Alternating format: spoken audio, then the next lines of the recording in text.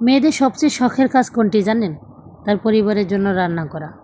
সুন্দর গুছিয়ে গাছিয়ে পরিপাটি করে রান্না করে টেবিলে পরিবেশন করাই হচ্ছে মেয়েদের অনেক শখের কাজ। কার কাছে কীরকম লাগে জানি না, তবে আমার কাছে কিন্তু বেশ ভালো লাগে। আমি আমার রান্নাটা অনেক ভালোবেসে করি।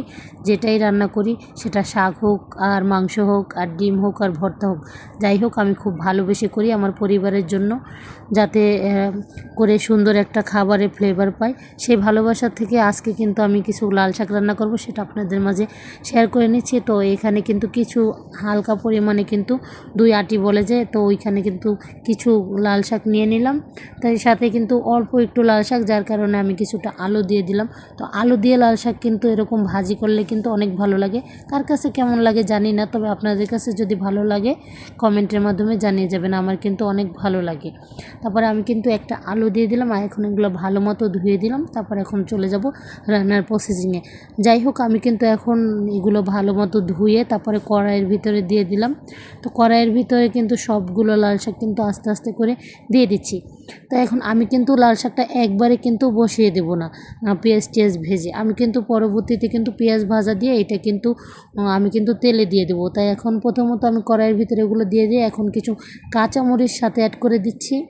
কাঁচামরিচগুলো হালকা করে ভেঙে দিছি, কেটে না, বেশি কেটে দিলে ঝালগুলো একদম ছড়িয়ে যায়, যার কারণে ভাঙা ভাঙা করে দিছি, মাঝখানে একটা ভেঙে। এখন হালকা কিছু পেঁয়াজ দিয়ে দিচ্ছি।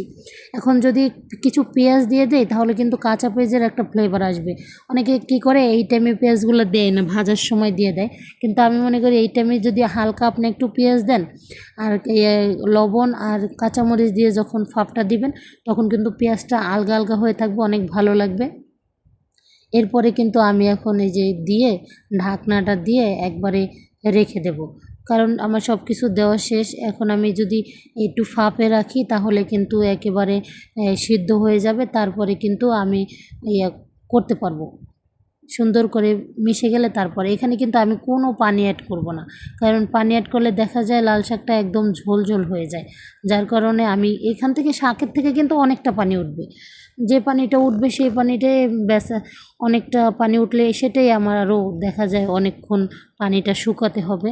অনেকেই কী করে একটু পানি দিয়ে দেয়, পানি দিলে কি হয় একদম ক্যাতা ক্যাতা হয়ে যায়। আর এইটা আমি যে পানি দিছি না, যার কারণে পানি না দেওয়ার কারণে এটা কিন্তু অনেক ঝরঝরা হবে, দেখতেই পারবেন যে আমি যখন ঢাকনাটা খুলবো। দেখেন, এই দেখেন একেবারে পানি টানি কিন্তু কিছু নেই, জাস্ট কিন্তু এটা একদম মিশে আছে। আলুগুলোও কিন্তু ভালোই সেদ্ধ হয়েছে, আর কাঁচামরিচগুলো দেখতেই পাচ্ছেন উপর থেকে একদম কিন্তু হয়ে আছে, সবুজের বুকে এক টুকরো লাল যেটা বলে।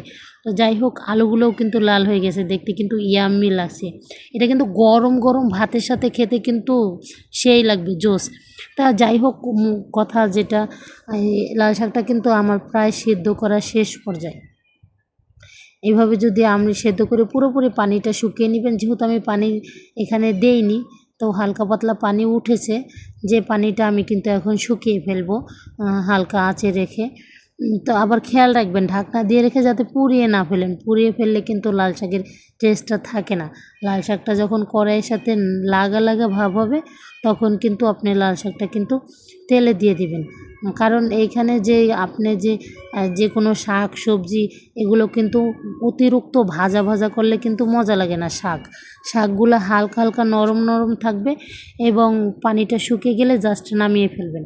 তো আমি কিন্তু ওটা নামিয়ে এখানে কিন্তু আমি এখন পেঁয়াজ আর রসুন কিন্তু ভাজি করে নিব। তো এখানে কিন্তু আমি অনেকটা পেঁয়াজ দিয়েছি, আবার রসুনও দিয়েছি। আমি কিন্তু আগে কিন্তু আপনাদেরকে দেখিয়েছি যে যখন আমি সিদ্ধ বসাইছি তখন কিন্তু কিছু পেঁয়াজ কিন্তু দিয়ে দিছিলাম।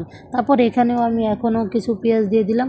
আসলে পেঁয়াজ যদি না দেয় তাহলে ওই শুধু রসুন দিয়েও যদি তেলে দেয় তাহলে কিন্তু ওই যে পেঁয়াজের যে একটা বেরেস্তা ভাজা ফ্লেভারটা ওইটা কিন্তু আসে না। তো আমি কিন্তু কিছু পেঁয়াজ আর কিছু রসুন দিয়ে একদম দেখেন এই যে লাল লাল হয়ে আসছে। এখন কিন্তু আমি এটার সাথে দিয়ে দেবো লাল শাক, সেই সিদ্ধ করা লাল শাক। তো যাই হোক দেখেন লাল শাকটার কালারটা দেখেন, জাস্ট ওয়াও, কালারটা খেতে কিন্তু খুব দারুণ হবে।